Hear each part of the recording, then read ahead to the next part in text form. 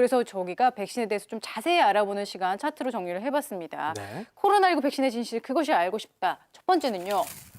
코로나19 백신 안전하다? 아니다. 부작용이 우려된다.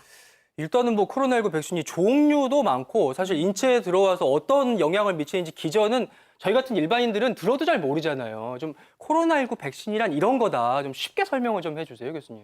이게 쉽게 설명하기는 굉장히 어렵습니다. 어려운 네. 내용이죠. 전통적으로는 우리가 사백신, 생백신만 갖고서 얘기를 했었는데 일반적으로 사백신이라는 것은 죽은 것이기 때문에 우리 몸 안에 들어왔을 때 상당히 안전할 수도 있고 예. 생백신인 경우는 사실 경제적으로 많은 양을 만들 수 있고 우리 실제 면역력하고 상당히 비슷한 행동을 하기 때문에 살아있는 바이러스를 약독화시키는 것들이 굉장히 많이 쓰여 왔었죠, 지금까지. 즉 생백신이라는 의미는 주사로 맞지 않고 예를 들어서 독감 백신 같은 경우도 코에 뿌려주게 되면 이 바이러스가 증식을 하면서 증상은 나타내지 않지만 독감의 예방 주사를 맞는 거라 마찬가지 효과를 얻을 수 있는데 실제 이 코로나19인 경우에 쓰는 mRNA 백신부터 시작해서 유전자를 이용하는 백신들 또 지금까지 쓰던 사백신에 있는 그 단백질을 이용하는 백신들이 여러 가지가 있는데 제일 중요한 부분이 뭐냐면 이 그림에서 보시다시피 일단 우리 몸에 이물질이 들어온다 그러면 우리 몸은 항체를 만들게 되는데 네. 그때 제일 중요한 것이 단백질에 대한 항체를 만들게 되는 것이거든요. 그래서 단백질을 그냥 주게 되면은 그것은 사백신에 있는 이 서브유니트 백신이라든지 단백질 자체를 주는 백신이 되는데 우리가 그 위로 하나 올라가 보면 mRNA라는 게 있지 않습니까? 네. 요거는 유전자입니다. 근데 우리 몸 안에서 DNA라는 유전 물질이 RNA를 만들고 그것이 단백질을 만들 수 있는 mRNA라는 것을 만들기 때문에 예. 우리가 코로나 바이러스에 있는 돌기 단백질을 mRNA에다가 그 구조를 넣어주게 되면은 이 세포 안에서는 mRNA가 단백질을 만들 수 있는 것이 굉장히 어려운 얘기죠. 말을 쉬운 들어도 설명을 좀 모르겠어요. 부탁드렸는데 굉장히 어렵네요. 네, 그게 한국말로 하시는데 왜 이렇게 힘든지. 유전자를 이해하셔야만 가능한 얘기이기 때문에 네. mRNA라는 백신을 설명을 드린 것이고 네. 이것이 이제 결국은 우리 몸 안에서 단백질을 만들어야만 되기 때문에 이 만드는 방식이 여러 가지가 있고 또 여기에 이제 하나 우리가 쓴 아스트라제네카 백신이라는 것은 또 하나 더 복잡한 아데노바이러스라는 것에다가 집어넣어서 또 만들기 때문에 뭐 이 전체를 다 한꺼번에 설명하기는 어렵고요. 네. 새로운 플랫폼으로 만드는 바이러스에 대한 이 백신은 지금 현재 상당히 안전하고 효과는 있다고 보고 있지만 장기적인 관점에서 보면 그 부작용이라든지 효과에 대해서는 아직도 시간이 너무 많이 모자라서 확실치가 않다. 부작용이 우려될 수도 있다.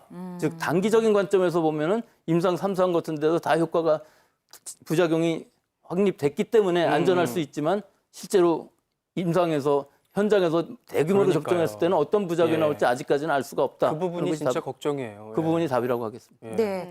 그 너무 어려웠습니다. 백신 접종을 시작한 교수님 미국이나 뭐 영국 사례를 보면요.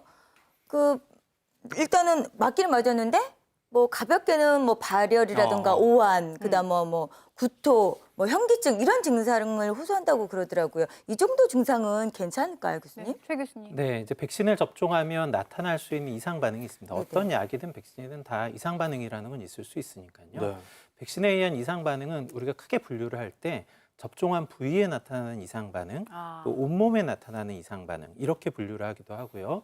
또는 예측할 수 있는 것, 예측하지 못하는 것 이렇게 분류를 하기도 합니다. 또 뭐 중증, 경증 이렇게 나누기도 하는데요. 지금 이제 영국이나 미국에서 접종하고 나서 나타났다는 그런 이상 반응은 전신 이상 반응에 해당되는 거고 예측이 된 이상 반응이긴 하죠. 왜냐하면 백신 접종이라는 게 대개는 몸 안에 항원이 들어가서 면역 체계를 건드려서 네. 면역 체계가 일을 하도록 만드는 거거든요. 그런데 그 과정이 일종의 염증 반응하고 좀 비슷할 수 있습니다. 그러다 보니 접종한 부위가 좀 붓거나 빨개지거나 아프거나 또는 온몸에 열이 나거나 또는 근육통이 생기거나 뭐 속이 안 좋아진다거나 이런 류의 이상 반응이 나타나는 경우가 있는 거죠. 그런데 이건 이 코로나19 백신에만 해당되는 이야기는 아니고 네. 대부분의 백신에서 나타날 수 있는 이상 반응이기 때문에 지금 나타나 있는 그 정도의 수준을 저희가 위험하다고 보지는 않고요. 네. 또 백신을 구성하고 있는 성분에 심한 알레르기 반응 같은 게 나타나는 경우도 있습니다. 실제로 지금 미국에서 이제 접종하고 나서 몇십만 건 접종을 했는데 한 6명 정도가 알레르기 반응이 있었다. 네, 네. 이런 기사도 나왔었거든요. 네. 그러니까 이제 이것도 마찬가지인데 몸 안에 들어오는 어떤 성분에 알레르기 반응이 있으면 어떤 증상이 나타나는데 그 중에서 제일 심한 걸 저희가 아나필락시스 이렇게 말합니다. 이런 건 이제 쇼크처럼 나타나는 증상인데요. 네. 근데 이게 뭐 주사로 맞는 백신뿐만 아니라 음식 같은 것에서도 나타날 수 있는 거죠. 아. 그 이외에도 저희가 잘 모니터링을 해야 되는 다양한 이상 반응이 있기는 한데 일단 현재까지 나온 정보로는 백신 접종을 중단해야 되는 수준의 안전성의 이슈가 드러난 것 같지는 않습니다. 네. 그렇지만 저희가 아직 모르는 영역이 여전히 있으니까 네. 계속 잘 모니터는 해봐야 되겠죠. 네. 아무튼 간에 이 백신의 작용 기전은 다시 설명을 들어도 너무 어렵기만 한데 결국은 우리 모두가 궁금한 거는 그런 이론이 아니라 이건 것 같아요. 한번 볼게요. 우리가 확보한 백신 안전한가? 이게 제일 궁금한 거잖아요, 백 교수님.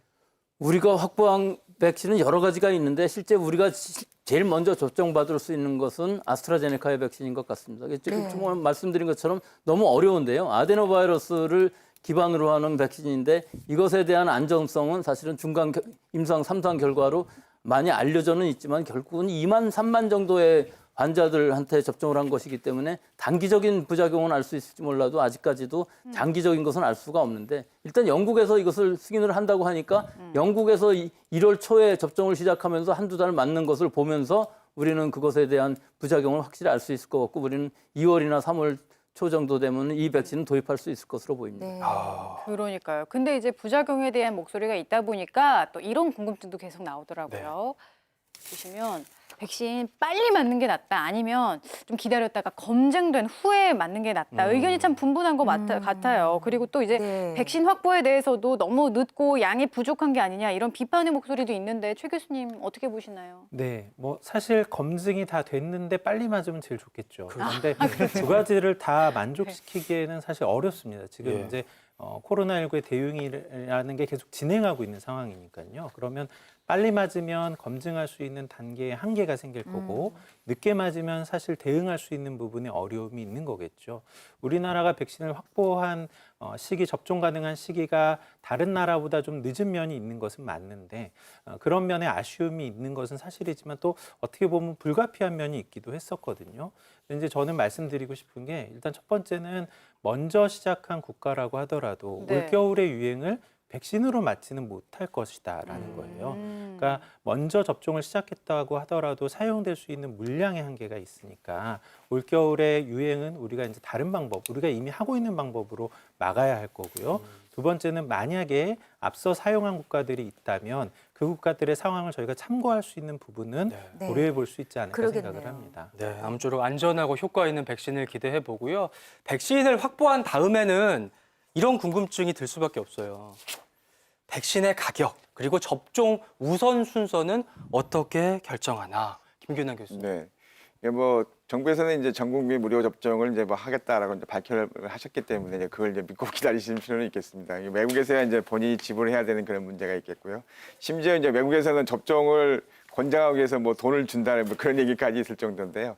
어쨌든 이제 외국 사례를 보게 되면은 이 이제 고위험군, 그러니까 고령이라든지 기저질 질환이 있어서 그러니까 접종을 좀 하는 게 필요한 그런 고위험군과 그다음에 이제 의료 종사자, 즉 뭐 선별 검사에서 일하시는 분들이라든지 간호사, 의사들 같은 의료 종사자들이 아마도 우선순위가 되지 않을까 싶습니다. 근데 그거는 이제 결국은 확보를 어떻게 하냐에 따라 문제인데요.